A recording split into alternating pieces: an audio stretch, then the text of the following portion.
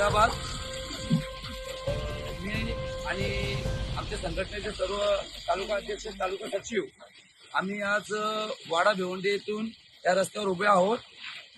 या रस्त्याची अवस्था एवढी दुर्दैवी आहे की या रस्त्याबद्दल ज्या गोष्टी आम्ही ते 26 तारखेला आम्ही जो आंदोलन केलं होता संघटनेच्या मार्फत, श्रमजीवी संघटना महाराष्ट्रात ज्या 26 तारखेला आम्ही ज्या 9 ठिकाणी आपण आंदोलन केलेलं त्या रस्त्याची दुर्दशा बघून हा रस्त्याची काहीतरी व्यवस्थित रस्ता बनावा म्हणून, परंतु आमच्या आंदोलनाला त्यावेळी प्रतिसाद मिळाला शासनाकडनं.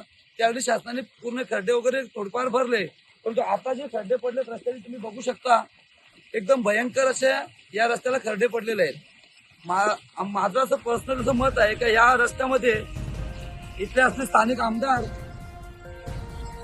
स्थानिक खासदार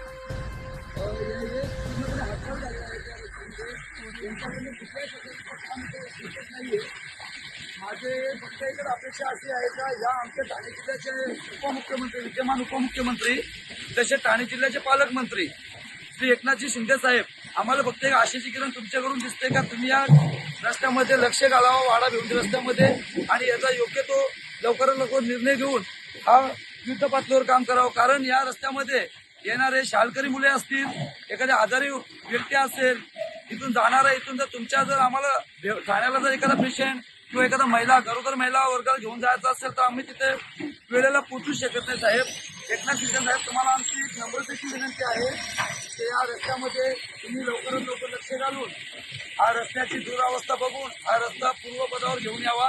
कारण हा रस्ता नसून मृत्यूचा सापळा म्हणून समजला जातो. कारण आजपर्यंत या रस्त्यावर भरपूर अशा मृत्यू पडलेले आहेत. म्हणून मी तुम्हाला आमचे पालक तत्व तुम्ही स्वीकारलाय, तुम्ही आमचे पालकमंत्री आहात, म्हणून तुम्हाला एक नम्रतेची विनंती करतो साहेब की हे तुम्ही इथेशी आमच्या रस्त्याबद्दल, या वाडा भिवंडी रस्त्याबद्दल योग्य तो ठोस निर्णय घ्यावा. कारण इथले सर्व लोकप्रतिनिधी हतबल झालेले साहेब, आणि कृपा करून आमच्यावर लक्ष ठेवा. आमचे गोरगरीब जनता मरते साहेब इथे, त्यांच्यावर लक्ष ठेवा.